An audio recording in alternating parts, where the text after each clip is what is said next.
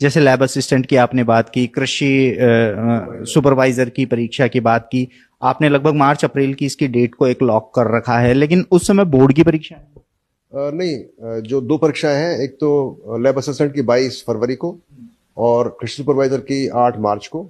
अब चूंकि उसी समय पर वार्षिक परीक्षाएं हैं माध्यमिक शिक्षा बोर्ड की, तो ये दो परीक्षाओं की तिथि हम चेंज करेंगे और ये दोनों परीक्षाएं हम मार्च के अंत में या अप्रैल के किसी दिन पर ले जाएंगे, या हो सके तो मई में ले जाएंगे।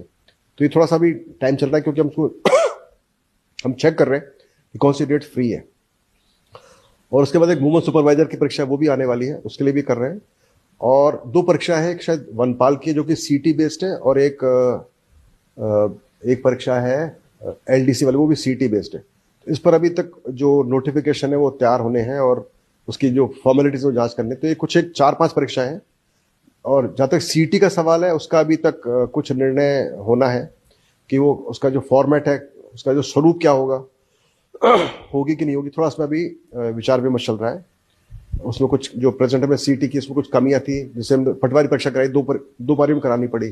तो एक वो उसका एक नेगेटिव पार्ट था सीटी कराने का, कि जब सीटी करा तो फिर एक बारी में परीक्षा होनी चाहिए, जैसे वीडियो हमने कराई, और कम कैंडिडेट्स होने चाहिए, शॉर्ट लिस्टेड कैंडिडेट्स होने चाहिए। तो इसकी ये नेगेटिव पार्ट थे जो अभी सीटी का हमने कराई।